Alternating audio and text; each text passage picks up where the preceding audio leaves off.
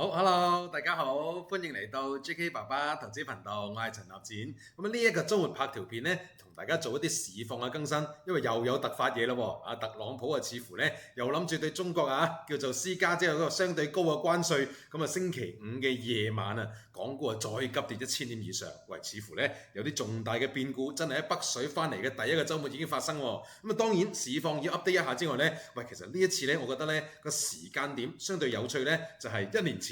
我哋又係，因為我而家身在海外，又喺東南亞咧公幹緊呢，又係個市況突如其來大變。咁如果你要對比1年前即係國慶假期後6000億成交3000點跌落嚟呢，而家似乎都仲係小巫見大巫啫。咁但係大家可能一嚟呢就會擔心，咁樣跌法有冇問題呢？講真，呢一次我哋又有備而嚟喎。如果你上個禮拜、前個禮拜一度睇住我哋條片呢，講真，有啲框架可以話同我哋嘅判斷呢個時機都近乎係呢，即係大致係相同咁樣嘅。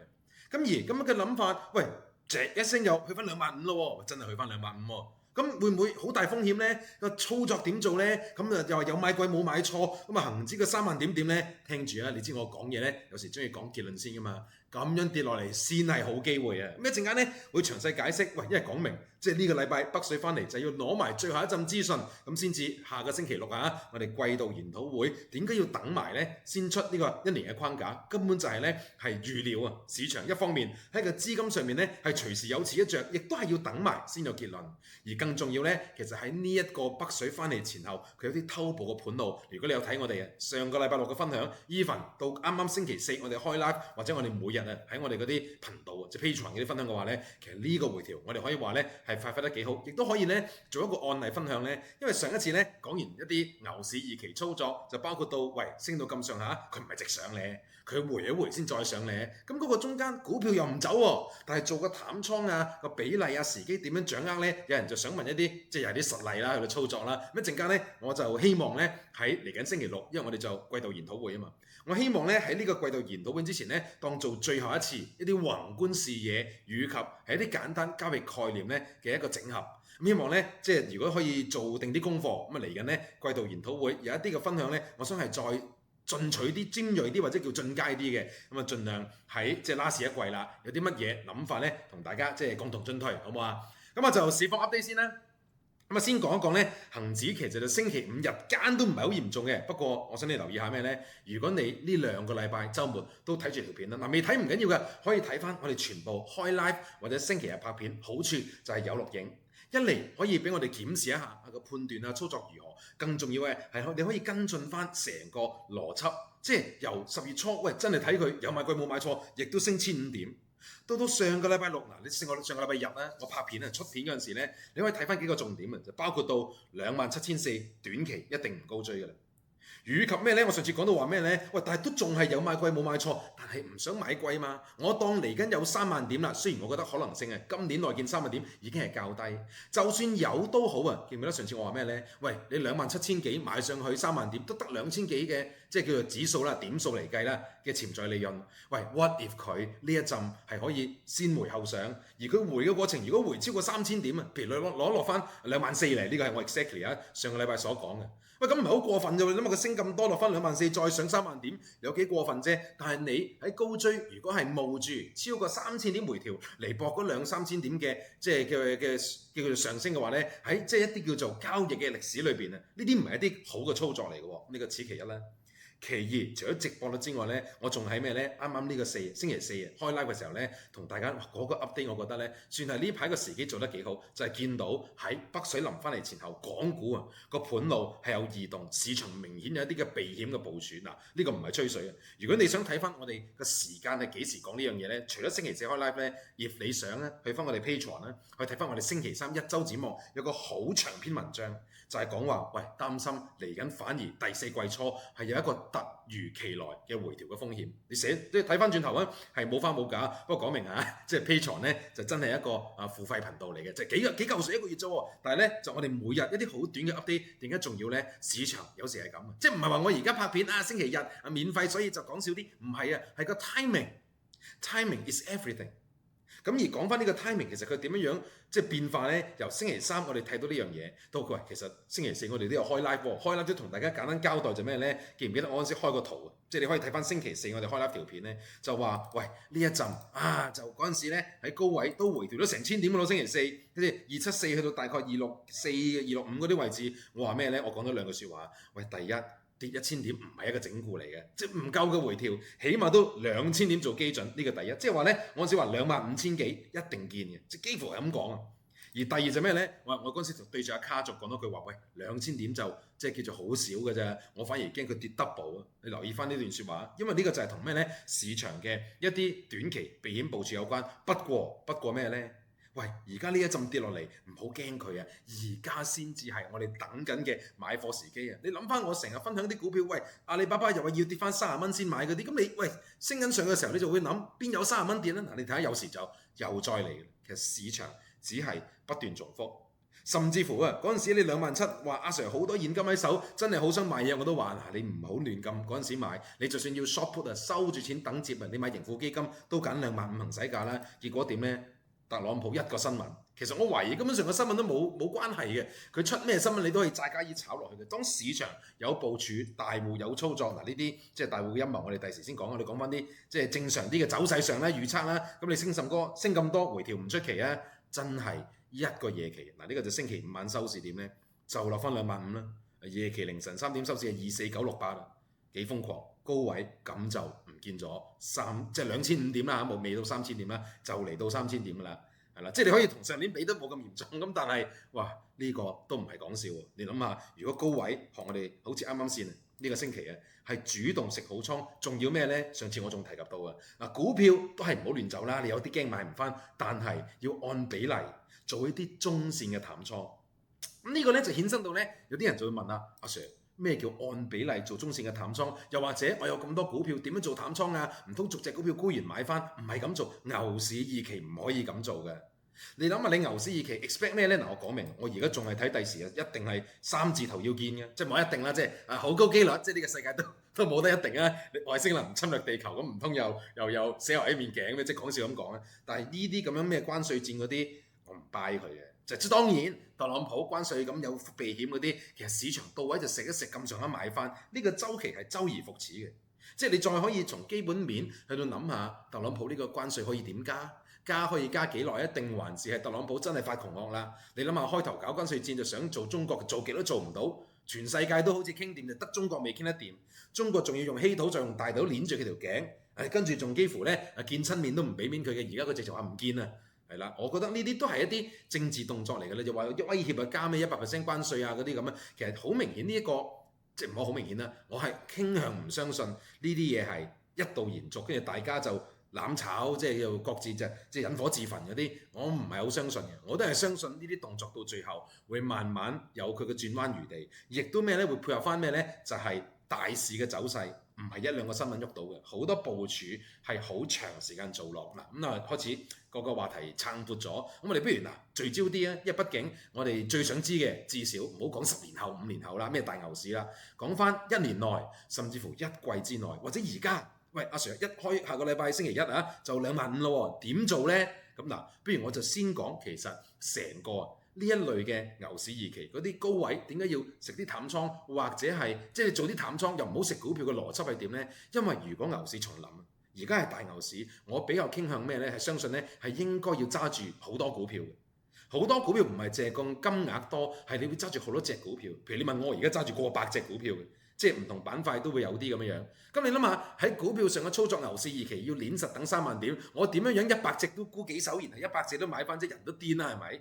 所以其實呢，喺個操作上面，點解我咁迷戀於指數嘅世界呢？除咗你睇到呢一波啊，係明顯地指數嘅時機部署策略，作為一個專業交易室嘅思維，係值得專注呢啲短期嘅操作之外呢，股票我俾你明知27400係高位，我叫你逐隻股票呢度沽，然後嗰度買翻，你喺操作上係有困難嘅。呢個就唔係淨係睇法啦，係個玩法。即係點解有時呢，我哋咁重視，除咗分享個視野、個看法之外，一定有啲專業交易嘅思維。即係我哋有個炒房，點解咁重視就係、喂有啲操作，喂唔明嘅你睇住啊，跟下咩成嗰啲呢。嗱，譬如今日呢，我想當係一個案例嘅分享一個披露呢，因為我成日 show 我個倉位又俾寫字樓鬧㗎啦。咁但係今次呢，有啲人問啊，阿 Sir。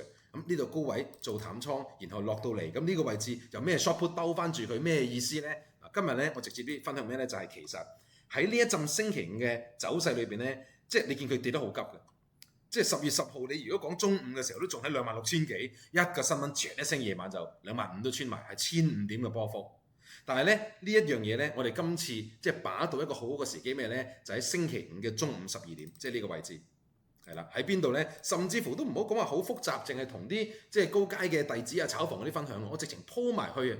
我 Patreon 有一個 tier 叫做特級分享，係會將我指數嘅倉位每個星期就鋪2次，就為咩呢？就係、是、當係長期嘅分享兼且呢啲案例示範啦。你學嘢都要睇幾次啊？你講一句理論就識咩？咁而呢一次呢，我哋12點做咗咩呢？嗱，冇花冇假。你如果你覺得哇 Sir 咁犀利，嗰陣時沽定，真係啊，真係沽定。而且我沽咗幾十張，即係幾廿張期指同 long put 咁樣咧，就喺呢一日嘅中午12點，我就鋪出嚟4點半左右啦。你可以 check 翻嘅。咁然後點咧？嗰陣時我哋嘅倉位咧，大概嗰個結構係咁樣嘅。係啦，作為一個案例，其實呢個概念係咩咧？我只一睇呢幅圖又會覺得眼花㗎啦，唔複雜。我將我哋期權幾個邏輯同你今日順便當下教學又好，分享又好，即係一個案例嘅交代都好啦嚇。其實你見到呢度好似好多張合約嗱，我就畫俾你睇啊。其實呢個合約呢，我哋可以分成幾個簡單嘅，即係叫做部分嘅。呢一部分有啲 call 嘅名嘅，其實係咩嚟嘅呢？整體愛描述一啲叫 short call 嘅動作。short call 就睇個市呢，去到某啲位冇得再升㗎啦，睇啱就有錢贏咁咯。咁你見到我做咗啲 short call，譬如276、278呢啲行使價嚟嘅，即係話咧我唔信今個月升穿呢啲位㗎啦，就擺啲 short call，咁張數唔係好多，咪做咗呢度10零張，咁呢度有10零張，咁呢啲有啲合成嗰啲我唔太複雜啦。總之做咗啲 short call，睇佢唔升就贏㗎啦，係啦。咁而家跌落嚟呢啲就自然話贏得多錢啦。但嗱，聽住呢個部分係幾點咧？呢個部分係10月10號嘅中午，係啦，大概12點半左右啦。嗰陣時同啲人分享嘅。咁呢個第一個部分 short call 解釋完啦，我試下轉隻顏色嘅筆先。第二部分係咩呢？我用翻紅色先啦呢度。第二部分咩呢？呢一啲呢就係咩呢？見唔見到個倉都係寫住個負字嘅？呢啲都係 short 咩呢？呢啲就唔係 short call 喎，呢啲係 short put。short put 咪就喺度講咯，話睇個市咧跌落去咧，應該呢啲位就有承托㗎啦，就 short put。咁啊跌落去會輸嘅喎。咁而最後一部分啊，亦都係我哋所講個核心就係呢一陣上到27,400好牙煙喎，應該揼啲淡倉喎。邊啲係淡倉呢？我用黑色圈住呢個位置，希望今日呢個解釋呢，盡量仔細啊！黑色圈住呢兩部分就係淡倉。淡倉咩呢？呢啲叫 long put 啊，即係睇跌啦。總之啊，呢個就期指嘅淡倉就沽期指係啦。咁你見到呢度咪沽咗26張期指咯，呢度咪做咗19張嘅 long put 咯，加埋咪40幾張淡倉咯。其實呢，我想分享一個好簡單數字嘅比例就係點呢？我做咗一集 short call 呢部分係睇跌嘅 ，OK 啦，跌就贏㗎啦，即係一啲避險啦。我咁多股票我都要買啲跌嘅嘢係咪 short call？咁大家有時聽我呢度就今日講住咁多先啦，好難再解釋咩係期權㗎啦。第二就係我做咗成40張嘅淡倉，呢個就對應咩呢？就係好似我個倉位你當係一部分啊，即係股票買住點都要揼啲淡倉嚟跌市贏佢錢嗰部分嘅操作。但 at the same time 點解要做啲 short put 咧？就係我較為傾向咧，跌到某啲位佢應該有機會殺制嘅，即係呢個月咧，我覺得咧有啲咩事跌落去咧，去到25,400呢啲位應該都係有啲承托。呢個就係我上個禮拜同大家分享嘅睇法。咁當然啦，阿 Sir 夜期已經跌穿咗25,000，我知，我鬼知佢跌咁多咩？但係呢一陣跌落嚟嘅，由當其時係點咧？嗱，咁我解釋完一大輪之後咧，我就試下將我畫咗呢啲嘢就查一查就先啦，因為畢竟咧，即係呢啲字好多喺度嘅，就可能影響大家嘅視野嗰啲噶嘛。咁但係喺度查咗嘅同時咧，原來我發覺唔得啦，咁樣就即係我就點樣可以將佢拆走咧？諗下先。算啦，唔拆啦，OK啦，係啦。但個核心咩咧？我想俾你睇。當其時我12點半分享呢一紮嘢嘅時候，其實呢個已經係嗰陣時係跌到咩咧？係跌到差唔多26,500㗎啦。即係你睇翻嗰個圖表，你會見到喺大概中午12點嗰陣時，即係呢個位啊嘛，跌到去26,500，由邊度開始跌呢？係由27,000幾跌落嚟㗎嘛。嗰陣時我哋咪話揼啲淡倉啊咩剩啊，又留翻啲 short put 嗰啲呢。其實經歷完一個1000點嘅跌幅，去到當日我再分享出嚟嘅時候呢，其實喺嗰個倉位上面自然亦都累積咗少量嘅利潤㗎啦。點樣少量利潤呢？咁你可以睇一睇㗎。譬如呢部分期指咪大概贏緊40萬咯，41萬啦嚇，係啦。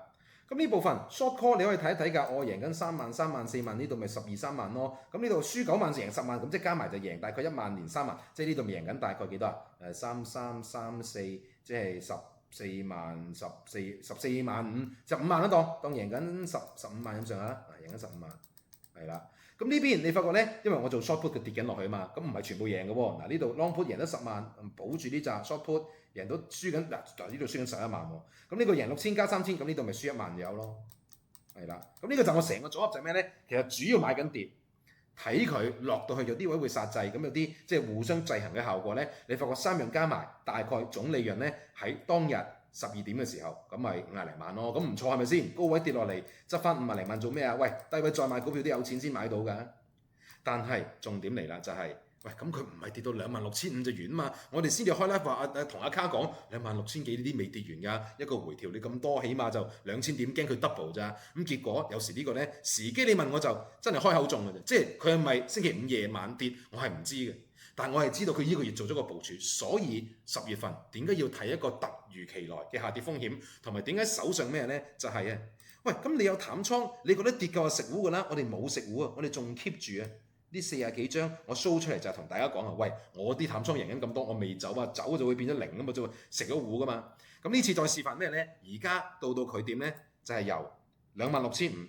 跌到落啱啱星期5凌晨25,000幾呢度呢，我就真係逐步食糊啦。我就俾你睇成個操作嘅流程同啲比例點樣 keep 住啊。嗱，望住咯噃。咁嗱喺倉位度點呢？當佢由26,500跌到大概夜晚出新聞啦，嘣一聲落嚟25,000跌1000點呢，其實我已經嗱呢個係第二格，就逐步鎖定利潤，就去到邊呢？呢個大概係夜晚我諗10點鐘左右呢，我個倉位就變成咁啦。呢個幾時咧？我就寫翻出嚟啊！呢個約莫就係當晚嘅10 PM 啦，即係10至11左右啦，即係唔使咁準確，即係夜晚啦，出咗新聞之後啦，11咁上下啦，10點零啦。咁你發覺咧，喂，同之前個圖就完全唔同喎。之前個圖你發覺呢啲都仲係輸緊，為咩？即係食4萬7萬啫嘛。哇！呢度大鑊啦，點解呢？係 short put 啊嘛，呢啲係 short put 睇佢唔跌，見唔見到呢一紮？哇！加埋輸幾多錢啊？呢個帳面啊，你會見到哇！如果你就咁計嗱，我當呢個36萬。跟住加40萬咪70零萬，嗱呢個頂得住，即係呢度可以 cancel out。喂阿 Sir，咁呢度輸緊成47加12都差唔多60萬喎，阿 Sir， 你啲咩部署嚟㗎？咁樣睇埋落去先啦，係啦，因為我買咗期指啊嘛，我沽咗期指嘛，應該話掉咗，但係我沽緊啊嘛。咁我之前沽緊26張係咪？其實跌到落呢個位置咧，我已經跌到落呢度位，我話食咗6張啦。嗰陣時咧就總沽住20張，但係個利潤已經去到160萬咁滯咯喎。喂，咁我呢度150幾啦嚇，咁呢度輸60萬，我當我呢度係咪仲贏緊90幾萬啊？即係度加埋係咪贏緊當95萬一齊頭啦？即係大概5位嗰啲咁啊，係咪贏緊90幾萬啊？喂，咁我啲 short call 都贏嘅喎，嗱同之前比呢度係咪 short call 贏多咗啊？你見到嗱呢兩個當 cancel 啦，咁你4萬、4萬、4萬、5萬，咁你呢度加埋就10到尾嘅咯喎。當嗱本來贏緊15萬，咁呢度又多幾萬蚊 short call 贏得少啲嘅，即係當贏緊啊，譬如18萬咁上下啦。咁你加埋兩邊係咪都過百萬啊？喂，即係咩意思咧？你唔好睇佢跌啊！其實我想話，我今日拍片想話跌先至係好機會。點解跌先有得買啊嘛？但係其實唔止嘅，機會已經出現咗㗎啦。牛市嚟到重要阻力位，呢波回調能夠短炒執到嘅利潤兩邊睇啊！一嚟升跌你都想贏㗎啦，二嚟喂我大嘅長牛市，我每次回調如果能夠把握到呢啲時機，係鎖住股票帳面利潤或者額外賺錢，令到我仲有其他彈藥去再加注，咁先玩到牛市二期㗎嘛。嗱，呢個就係今日咧，即係成個嗰個邏輯啊。而咧聽住呢個邏輯未完嘅就係，喂咁25,500係咪覺得跌夠？都話未落。即係起碼跌到25,500啫嘛，下嚟緊啲季我都未計個框底喺邊，咁所以我啲淡倉點咧？睇住啊，我啲淡倉我未走晒嘅，係咪我仲即係我沽緊26張咪咁咯，咪沽到20張咪食咗6張咯，即係食咗5分1嘅呢個期指。咁不過我就呢度加咗啲嘢啦，望住呢度係咪加啲嘢啊？之前我啲 short put 係做緊大概12、12、11同3嘅啫嘛。咁呢度變咗點咧？呢度係變咗12、12就14同6啊。即係咧，我喺25,600、25,400咧，我加多啲 short put 啦。就 expect 到嗰啲位會收油，咪一度收住錢，等佢有冇機會回翻呢啲咁上下位置咁咯。係啦，唔回會點啊？唔回都唔驚嘅，我仲有啲期指淡倉喺度啊嘛。如果跌落去嘅話，會越賺越少，即係我食緊啲淡倉，呢個就係個示範。咁而其實到最終係點呢？凌晨如果問我，我都估唔到啊！同一晚係跌到去25,000都穿，即係我25,500覺得跌多1000點，OK 殺一殺掣先，食少少。結果佢喺我凌晨3點，我瞓醒，哇頂又跌多500點，早知就唔食糊啦。咁邊有咁多早知啫？牛市以期按比例操作，記唔記得呢一個口訣啊？亦都講埋咩呢？就係咁對最終結果係點樣呢？結果就係到凌晨3點鐘，即係而家收咗市㗎啦，凌晨3點啦，即係其實已經係11月11號㗎啦，應該叫做嘅03:00 AM 係啦。咁點呢？你發覺哇呢一陣就精彩咯，輸緊幾多啊？即係已經好誇張啦！呢度就50萬，呢度46萬，咁又係90幾萬啦。咁呢個檔同呢個差唔多 cancel 到啦。咁呢個輸緊係咪60加？呢個咁樣就輸緊成70幾萬嘅咯。輸緊當76、7萬就76萬都是但啦，咁上下啦。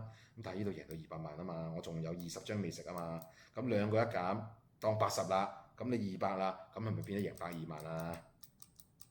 咁上下啦嚇，即係好快心算啦。咁你再睇埋呢度，喂又贏多咗嘅喎。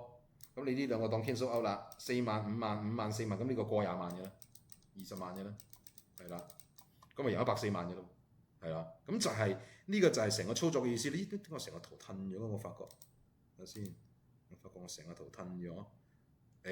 唔好意思啊，我即刻整一整先，係啦，啲技術都係唔係好叻啊，即係判市就有啲心得，電腦就麻麻地，咁啊，邊個識電腦啊嚟幫我手啦。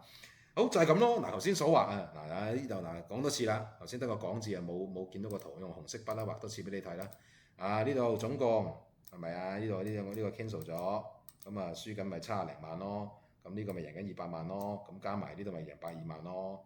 咁呢個咪你自己加下啦，5萬、4萬幾咁即係加埋咪20萬咯。係啦，咁啊140萬嘅啦。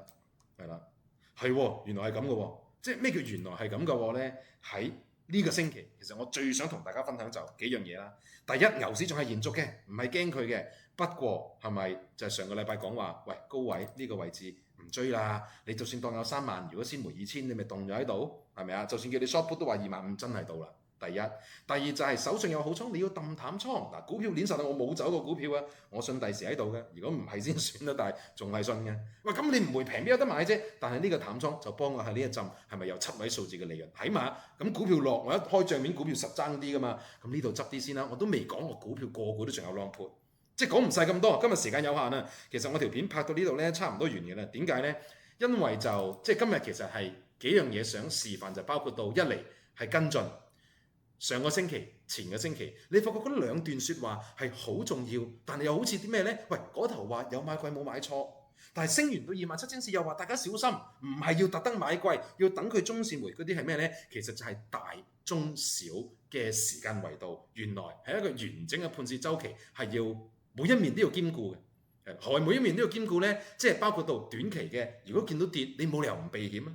喂，但係長期如果升嘅，你冇理由咁易走啲股票喎，唔係又買唔翻嘅喎。你諗法啊，之前夠大跌咯，喂，之前大跌你走咗，你點買翻啊？之前大跌呢度喎，咁樣喎，喂，係咪嗰陣時關稅第一次嚟防咁樣6000點樣落翻落嚟啊？5、6000點啊？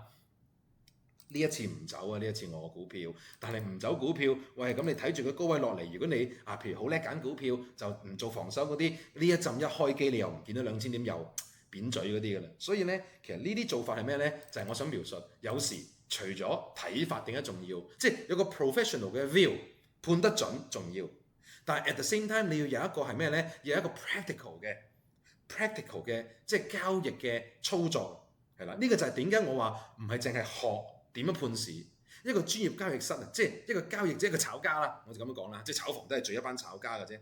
個重點就係喺呢啲嘅時機上面呢，因應自己嗱，我都未講第4樣。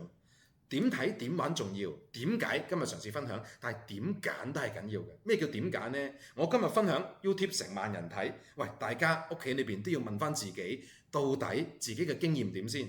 嗱，炒股要贏要知己知彼喎，知彼就喂個市升定跌，咁用咩工具？呢啲知識都要有。知己就係其實每個人擅長係唔同。有啲人係擅長較長嘅操作，可能你唔中意咁多複雜嘅嘢，你咪唔好短炒股票，你咪長坐住咯，佢第時都升㗎。但係中間少少避險咧，比例細啲，去到滿足翻就係自己擅長嘅嘢，去到專注做，但有少少防守。相反有啲人係點呢？有啲人可能係長期，即係要做啲好長嘅倉，佢個心情啊或者個操作啊，冇咁有耐性。不過短期靈活度高嘅話呢，喂真係唔係講笑喎！有啲學生咩呢？呢度你俾我少少晒下命啊！即係除咗我自己贏錢啊，呢個禮拜喺週末呢個啱啱瞓醒啊，啲學生 send 俾我就咩呢？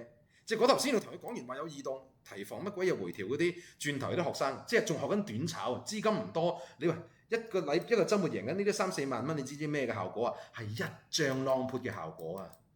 一張 long put 講緊，喂，好似唔知1萬蚊都唔使成本咁上下，贏咗幾倍啦，係啦。即係我想講咩呢？其實牛市都要留意呢一啲嘅，即係我哋喺群組裏邊呢，即係托賴啊！最近大家即係因為有啲新嘅師兄呢，即係同大家分享呢，嗰個氣氛唔錯。喺呢個週末啊，收到啲咁嘅嘢，即係大家喺度感謝啲師兄嘅幫忙啊，互相分享啲出入市嗰啲啊，有啲學生喂。真係一個週末一個短炒就6位數字利潤㗎啦，曬下命啊，好多啊！呢個啱啱今日收到，咁都要同大家分享下。同埋呢個分享咩呢？其實都唔係淨係想話喂曬命贏好多錢嗰啲，而係我想描述呢啲嘢市場好多人做緊嘅，可能你唔知啫。咁所以呢，嗱，今日我哋做一個 quick conclusion 咧，少少總結就係：第一，牛市延唔延續，我睇延續，所以回踩先係買嘅機會。但係點解亦都即係叫做講翻咧？上個禮拜去到呢啲位置會話喂，唔好急住買啊，隨時你先落2000咁，你上翻嚟冇意思嗰啲啊，今日落啦，咁落點啊落，你又唔好驚佢啊。臨尾講埋啦，25000係買嘅，24000、23000都係買嘅。你如果驚急跌嘅，你有10蚊喺手，呢啲位你咪當買住3蚊先咯。嗱，今日唔係投資建議啊，我都唔應該咁講，但我真誠分享啫。俾我就咁做啦。俾我呢頭我賺咗120-200萬，我可能我就即刻轉頭星期一開始，唔係而家買唔到股票噶嘛，香港有個市噶嘛，可能我就是但嗰100萬都撒翻30萬落去買股票先噶咯。然後剩低嗰啲點先呢？咁你都未知佢跌夠未？北水先翻嚟第2日都話盤度要再更新嗰啲，唔好急，有原因。市場你唔好睇佢連升咁耐，佢係要整固，有啲重要嘅循環週期，佢就係會發生嘅。如果佢再跌落去，唔好驚添啊！講真啦，24200啊，咩23500嗰啲買啊，我會啊，我買啊，我買，係啦，唔好話投資建議，亦都冇得逼大家咁咯。咁啊就所以回調是機會，咁但係我諗大家都會好想知就係，喂，咁邊個位買最着數先？即係譬如你如果阿 Sir 你慢慢覺得23000係唔見嘅，就24000要主動噶咯喎。相反，如果慢慢 update 就係其實24000唔係好穩陣嘅話，咁我又留啲彈藥噶啦喎。咁呢一點就係點解我哋除咗長期有個睇法之外，中期、短期嘅資訊，無論係知識或者係可能市場一啲新聞、一啲新嘅資訊，同埋一啲交易嘅操作規格、工具上面嘅支持，要三者兼備呢，就係呢個原因咯。咁而呢一部分嘅東西呢，嗱，應承大家啦，今日即係時間有限，亦都講太多，驚你難消化啊。咁譬如啱啱先例子試下，即係叫做感受一下成個操作點解重要。另外個睇法，你不妨可以睇翻我1個禮拜前、2個禮拜前嘅片段，點樣睇佢仲有得升，而到重要位置有機會突然之間回翻突咁樣。而第三就係咩呢？就係如果今日有啲咩地方你聽完之後呢，覺得想再追問嘅，歡迎留言話俾我知。即係今日我都係覺得一個週末難得公幹，又見到啲突發事件呢，即係盡量分享到幾多得幾多。即係時間有限，亦都內容自然係零碎少少嘅呢。今日冇讀史嘅教學嗰啲啊嘛。咁有啲咩想額外聽嘅，打字話俾我知咯。而亦都應承大家過埋呢2-3日。北水其實翻嚟3日，其實2日啫嘛，3-4日呢，佢個盤路開始成熟嘅話呢，其實亦都係點解嚟緊星期6約定大家下晝好似係咪2點半咁啊？季度研討會到期時，我認為喺第4季啲資訊喺盡量完整嘅情況下，幫助大家睇法玩法，做啲分享，做啲判斷，好唔好啊？好，咁多謝大家嘅時間。咁如果中意我哋呢類嘅分享嘅話呢，我留言支持下，撳下 like 嗰啲啦 ，share 下俾朋友嗰啲啦。因為其實星期日拍片呢，都真係要額外花時間。咁今日 OK 啦，即係咁突發嗰啲冇問題。咁但係如果大家有多啲交流、多啲支持嘅話呢，咁最緊要咩呢？其實最終喺個市場希望大家即係牛市把握到回調機會咩嗰啲中間做得好呢，係財富增加。但係人生唔係淨係有錢嘅，最緊要有 feel。咁希望大家即係可以互相支持，亦都繼續祝福咩呢？呢個回調嚟得正好，而將來好多政策、好多生意、好多大事嘅層面係繼續可以延續呢個趨勢。咁有啲咩事唔對路嗱？作為投資者兩手準備，真係睇牛市唔掂嘅話，我會 update。但係暫時相信延續嘅話呢，我哋就唔好俾嗰啲情緒干擾到。咁啊，減少貪婪恐懼，盡量即係睇法玩法專業地去到連貫嘅話呢，咁希望將來做多啲呢啲分享啦。好多謝大家嘅時間，今日講住咁多先啦，我哋下集繼續。